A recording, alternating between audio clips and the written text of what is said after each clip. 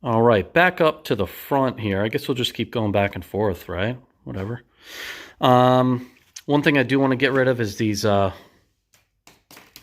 big floppy boys up here. Not my thing. So once my tail tidy kit comes in, I'll do all that at once. But Barkbusters, okay? I've never had legit Barkbusters, so I feel like on such a nice bike, I decided it was time to bite the bullet on them. Usually I am working with some clapped out, used, not very sturdy ones, as you can see there on a dirt bike. So went with the good ones here, and I went with the VPS ones to deflect a little bit more wind. But I think I saw, after of course, they have storm ones that will deflect even more wind and weather. So I might pick those up. No grip heaters or hand warmers, whatever we call them on these bikes now. That's fancy for me. Nothing like that. I'm just going to keep it simple with that. I don't really ride below, I'd say in the 40s. That'd be the lowest I'll ride in. And with some good gloves and these hand guards, I'm good to go. And full metal protection here. And the one thing I really liked about the Barkbusters here, guys, they had the kit specific for this bike, because this bike has tapered handlebars. It's a little thicker down here. So if you're keeping the stock ones, for now at least, I would go with the Barkbusters. I'm not sure if any other companies have that. These just seem to be the ones people go with. So there's that. All right, on to something that seems to be controversial in the ADV segment of bikes here.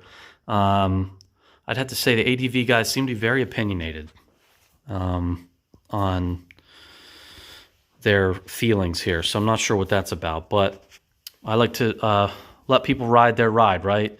And my ride is as loud as possible.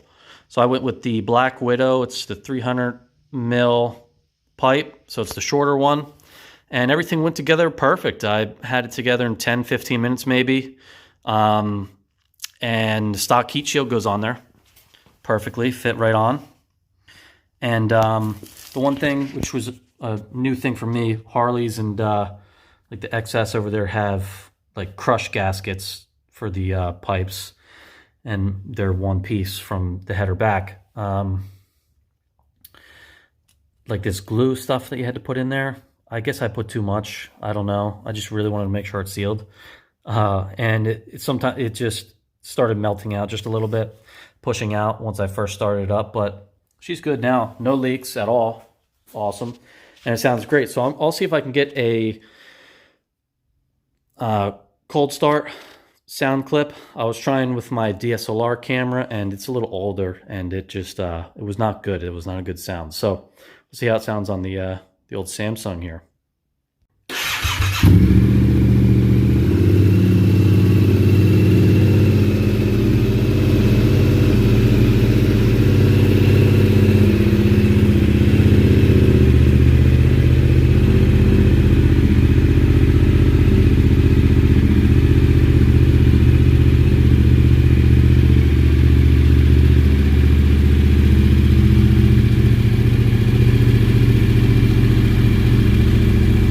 All right, guys, and so with that pipe here, it came with a baffle, no spark arrestor. I feel like you could get an aftermarket one to work. Not a huge concern for me. I don't hit the tight trails. That's what I have a dirt bike for. But she's loud. She's pretty much straight through. A lot of people are concerned with losing back pressure. My opinion of it, I could be wrong. I come from bikes with all straight pipes. This thing has a cat. You get all your back pressure from the cat. You might get a little bit from the muffler, but I personally don't feel like it's a big deal. It's, like I said, straight through, and I have a couple 100 miles on it with this pipe, and no codes, no loss of power. It seems good to me. Maybe if you put it on the dyno, you would notice some low end gone, but again, I think you get most of your back pressure from the cat. So if you look up the cross section of a cat, what it looks like you're trying to blow air through a beehive. It's kind of what it looks like. So very restrictive, and I'd say that's where you get most of that from. Next up, my biggest plan, which it's already on order with RNG, is their tail tidy kit. Theirs, to me, seem to be one of the better looking ones on the market, the least clunky out there. All I need is my plate to be shining there. People don't see anyway, so I'll put the real small turn signals on there, and we'll be good to go. Check theirs out. They're from UK, so it might take a little bit once they get it in. They're waiting on their shipment to come in from, I guess, their manufacturer before they send it to me. They've been cool. They've kept me up to date the whole time. It's been pretty good. And I want to say the tail light system I'm going to go with, and just turn signals in general, I should say, is the Olympus one, real thin ones. I heard the Amazon ones are similar. At least they look very similar, but they get wet a couple times and then they're beat. And so I don't want to do the job more than once. So just put the money out for them. They're under $100, I think, so should be good. All right, and so that is as far as I think I'm going to take it. I might get one of the HDPE skid plates just to protect that the oil filter and the pipes a little bit more. And I like the plastic, the real thick plastic skid plates. Not sure what you all are doing to be needing super thick metal skid plates to be adding that weight, but I feel like the plastic ones would be good enough. Personally, if you hit something hard enough to break through how thick the plastic plates are, it's not even plastic, it's like a PVC type of thing. If you hit something that hard, I'd have to say you're going to have other issues like broken knees or something. But seriously, I don't know. I'd say I'm going to go with that one. It's like $250 out of stock at the moment, so I'm not too concerned about it. But that's all I have planned for it, other than throw a leg over it and put some miles down. Off-road on these bikes, so far, it has been pretty good. I haven't put down any miles on the tights or even the ATV trails, but here in Jersey, we have a lot of old, literally 200 to 300-year-old roads from when there was a lot of industry out here in these woods back then. We have a lot of trails like that, and this bike's pretty fun on it, but those trails do have some sugar sand on them, and I'll tell you, these stock tires don't handle the sand. I never aired them down. I went through the sand a couple times, and I'm like, well, I'll save that for the dirt bike. Not going to risk this bike for that. Okay. There's a lot you got to do to an ADV bike, I've noticed, coming from Harleys and cruisers, to outfit them to be able to handle smashing the dirt, smashing trees, falling over, up going ass over tea kettle, and all that sort of thing. To me, a big, huge skid plate like a lot of you guys get, and all the motor protection and the bars up here to protect the sides, and then the radiator guards and all that stuff. I feel like the price of that has got to be getting close to $2,000, right? On some of these bikes, maybe not this bike in particular, but for that price, you can get a dirt bike, guys. I don't know. That's just the way I see it.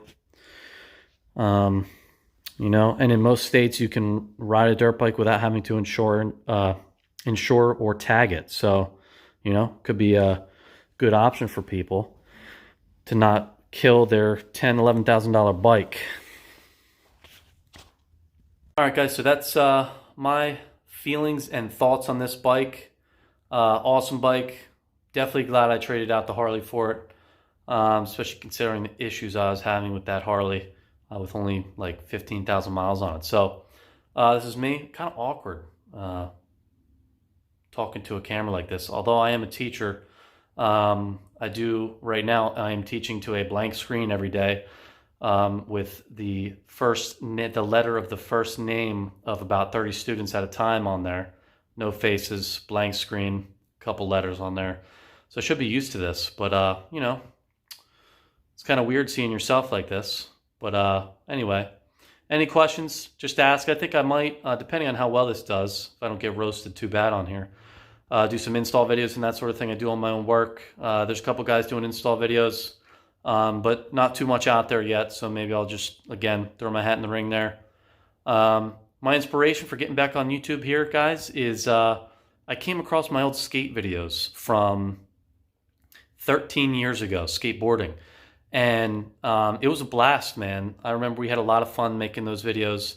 And a couple of my how-to videos, like how to kickflip videos, have almost 200,000 views. So pretty cool for a 15-year-old to be getting views like that. And it's been a long time since I saw it. So I thought maybe it was time to make a comeback here. So maybe here it is.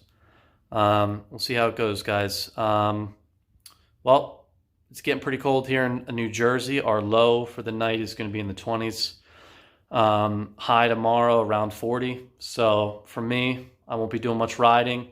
But once the season comes back around, maybe I will get into some vlogs and stuff. I had an old GoPro around somewhere, so maybe I'll get back into that. I did photography for a lot of years, so I do have some gear. We'll try and set some stuff up. And do have a drone. Could get some drone footage of this. And we'll see where the channel goes here. So definitely thinking about getting out with the psychos that I ride dirt bikes with and getting some videos with them out on the trail out here in the Pine Barrens. So maybe we'll do it. Get some videos and check it out, you know. These things really, this is what you should really be hauling ass to the woods with right here. A woods weapon is what we'll call it. But for now, guys, Tenere signing off here. We'll see you later. See ya.